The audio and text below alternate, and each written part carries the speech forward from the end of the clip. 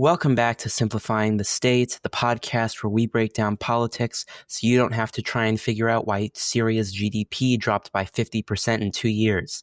As always, I'm Adam Watson. And I'm Nicholas Perron. All right, now before we start, if you would be so kind as to rate us, as well as follow the show wherever you are listening, as well as share it with a friend, or just some random person you see at your coffee shop. Okay, now, for those of you who haven't been watching the news since 2011, Syria has been in a little bit of a tumultuous situation. They have had a more than decade-long civil war, mostly between pro-Assad forces, Kurdish forces, and a handful of rebel groups, mostly in pockets in the northwest, some in the south, but mainly in the north. But if you had been following the Syrian situation since 2011, but stopped in early December last year, you quit following the news at the wrong time, because in December of 2024, the Assad regime fell after 54 years in power. This came after a surprise rebel blitz to Damascus. The speed at which the regime fell was met with much surprise in Syria, by the rebels, by the Assad regime, and by basically everyone around the world. Many analysts attribute this to a multitude of factors, including the mass scaling back of Russian support as a result of their war in Ukraine. But I'm going to give a sort of brief history of the Syrian Civil War, and then Nicholas is going to take over and kind of talk about what the future for them could look like. So it started basically after Assad forces fired on peaceful protesters during the Arab Spring. That was a period in which multiple Middle Eastern countries saw either attempts at overthrow or just mass protests protesting oppressive governments. So after Assad forces fired on the protesters, that sort of began the civil war. Now, the Civil War had not just the rebel forces, the Kurdish forces, and the pro-Assad forces. There were a multitude of backers of each side, and third-party actors. Basically, to break it down, Iran and the Shia countries in the Middle East mostly supported Assad and his group. Most of the Sunni countries, as well as the United States, lent either material support or, in the case of the United States, mostly CIA-backed operations to train and support the rebel groups. But this mostly came on the condition that the rebel groups would only fight ISIS, which established itself in the chaos of the Syrian Civil War. So in addition to the Iranians that supported the Syrian regime, they also received support from Vladimir Putin and Russia, with the Russians mostly providing air support, some officers and weapons, but predominantly they provided air support. Status quo kind of remained the same until about 2017, when Bashar al-Assad used chemical weapons on his population for the second time. And following this, U.S. President Donald Trump ordered attacks on Syrian military bases, specifically air bases that were used by planes who were attacking both rebel forces and were used to drop these chemical weapons on the population. And then the status quo, again, mostly remained the same. There were some skirmishes, but one point of contention amongst the backers was between Turkey and the Kurdish forces. Now, for those of you who do not know, Turkey has a pretty tumultuous relationship with the Kurds, and this has kind of resulted in Turkey firing and attacking various Kurdish forces, despite also arming the anti-Assad groups in the north, which pushed to Damascus, overthrowing Bashar al-Assad. But now kind of getting to the fall of the Assad regime, which started in November of 2024. The anti-Assad forces, they conducted an attack on Aleppo, which is a fairly large city in Syria on the coast. They captured it within 3 days, going both over the ground and under the ground using tunnels that they had constructed. And after they faced no real counterattack from the Assad forces, they decided to continue with their attack and continue taking more land from Assad until eventually they reached Damascus, where Assad then fled to Russia and essentially won the civil war against Bashar al-Assad. Nicholas, do you want to talk about where the situation in Syria could possibly go now? Yeah, I can do that. So basically, ever since the fall of the Assad regime, the new Syrian government has been doing fairly well, like better than most other analysts had expected. And although, like, some parts of it have left some people disappointed, for example, like, the adoption of the new flag of Syria is similar to that of other Arab countries, indicating that it might not be as secular as had previously hoped. But yeah, other than that, it's doing fairly well for itself. Now, when the rebel leader of Syria, Ahmad al-Shara, took power and introduced a, quote, caretaker government, end quote, there has been some notable violence still in Syria. I think most notable is in the west coast of Syria, where 1,500 people were killed, reportedly by new government, like soldiers and people who worked under it, and that made a lot of people upset, notably Western countries who had previously been sympathetic to the government and still were, but less so, and worried that it could become basically another Assad.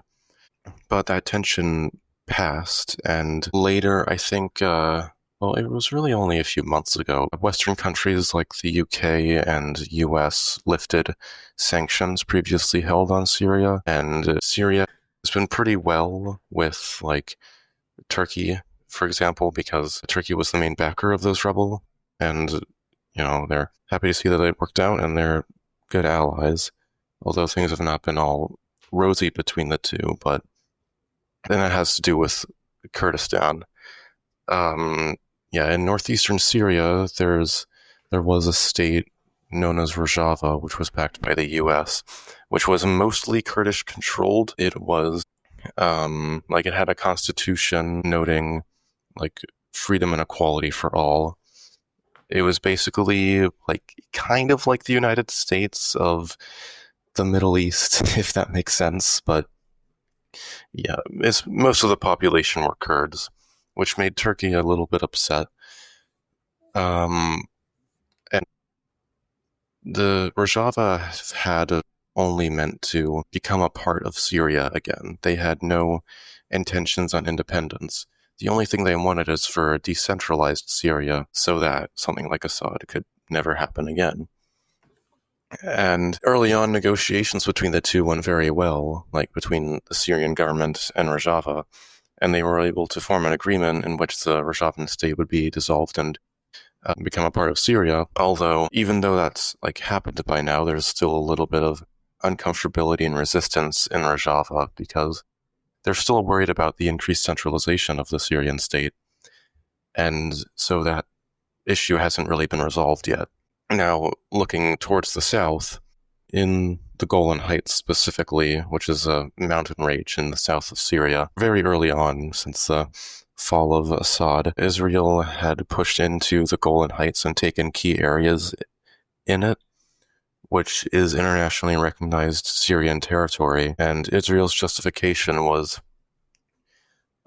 three things. One, to protect them from potential Syrian invasion, because they're worried about, like, Turkish support and pressure on Syria.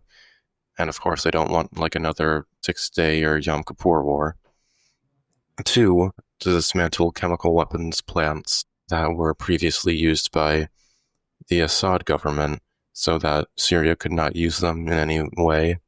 The third reason was that Israel invaded to protect the Druze minority, which are mostly concentrated in southern Syria and northeastern Israel. And because of that, a lot of Druze live in Israel, and so there would be incentive from Israel to, protect other Druze people for, like, their own political benefit and humanitarian whatnot. But because of that, Turkey was even more annoyed at Israel than they normally were and continued to support Syria in a lot of ways. And it also made Syria feel a bit more pressure, which could be a reason for their attempts at centralization, because a centralized government is a lot better at defending against outward aggression than a decentralized one. Although there was, like, a ceasefire to end that Israeli invasion a while ago, new conflicts have emerged in that area. After Israeli airstrikes into Syria killed, like, I think it was 6 soldiers, and fighting broke out because of that. But that's happened, like, continuously since more or less since this fall of the Assad regime. And because of, because of what we said in the beginning, where Syria's economy fell by 50% GDP in, like, the past couple of years, Saudi Arabia has decided to invest, I think it was like 16 billion, no, 6.4 billion dollars into Syria to help with ties and economic development in Syria. So, yeah, the Muslim countries in the Middle East have agreed to help Syria in their rebuilding, with exceptions like Iran, because after, like, Assad was a great ally of Iran and might as well be called a proxy state, and there wouldn't be a whole lot of point for Iran to help that Syrian government politically. So Saudi Arabia is helping with that to get another ally against Iran, because those are kind of in tension right now. And of course, just to help with general economic development, and probably also, like, more of a buffer against Israel in case of further attacks, or if Saudi Arabia deems it necessary to attack themselves. So, yeah, that's pretty much where we are now. All right. Before we go, though, I think I kind of really want to dive into how Assad fell really quickly, just like that very brief timeline of how the rebels were able to actually defeat Assad. Because, I mean, they were stuck in like a little pocket up in the north, right? Like on the Turkish border. Yeah. Yeah. So there were a couple of reasons. The first one, like we said, Russia was pretty distracted by the war in Ukraine. The second one was Iran and its proxies. They were supporting the Assad regime for a while. Its proxies were Hezbollah, etc. But as a result of the whole wide-ranging conflict that is going on between Israel and Hamas, and to a degree Iran, and not really Hezbollah anymore since the whole pager incident, but that was going on between them. I mean, Israel basically took out Hezbollah, like decapitated their leadership, and then they had also distracted Iran sufficiently, it seems like, for them to not be able to provide the necessary support to Assad. So he lost his two big allies in the form of Russia and Iran. And then also, his military was brutally underpaid and brutally under-equipped. I think it was like the average soldier was getting $10 a month from the government. The average officer was getting 20. So, really underpaid. They were poorly equipped, and when they saw the rebel forces, which had been equipped by Turkey, they had night vision, they had infrared, they had a bunch of latest weapons, they had like matching uniforms, all that stuff.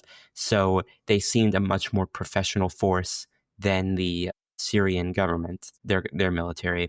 So basically, I was watching this interview with someone in the U.S. intelligence apparatus. I don't know.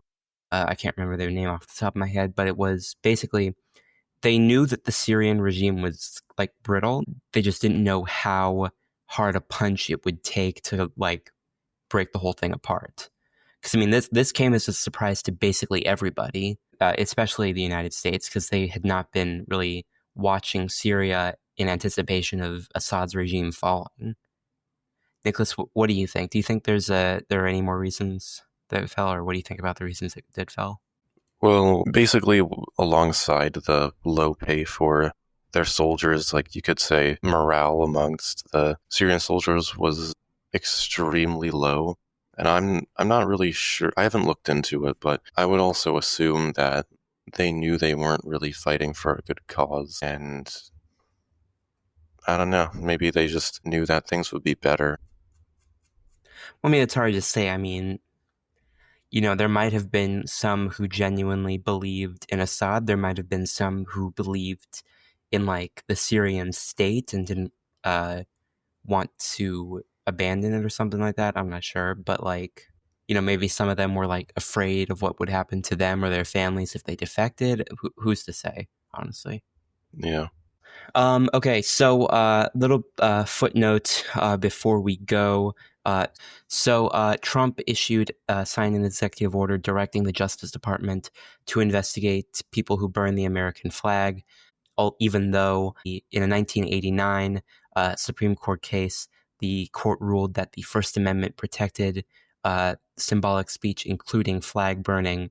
But President Trump's order basically tries to go around that by saying that federal prosecutors should prioritize bringing cases against instances of flag burning that violate other content neutral laws. Basically, he said that the high court didn't rule out charges if flag burning is likely to incite imminent lawless action or amounts to basically fighting words, is something he said. So, I mean, basically, he has directed them to attempt to put more pressure on investigating people who burn the flag to see if it violates other laws without then going directly against the Supreme Court ruling that says it's protected under the First Amendment. Shortly after this, there was a veteran who served in the Middle East who is 54, Jan Carey, I believe is how you pronounce his name, of North Carolina. He went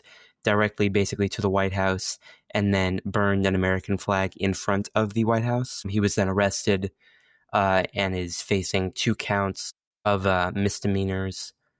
But yeah, basically that you burn a flag, they're going to try to, put you in jail for that. Nicholas, what do you think? I mean, it's just like, in my opinion, it's just another media grab by him. Like, his plan is just to make the Democrats defend a controversial subject, and then he'll try to reap the benefit from that while also putting his name in the spotlight more. It's just that. He doesn't care. All right. Thank you for listening to Simplifying the State. We'll be back next week with our next episode, so stay tuned for that. Like we said, make sure to follow the show, make sure to rate, make sure to share it with a friend or family member or basically anyone you think would enjoy the show. We'll talk to you guys next time.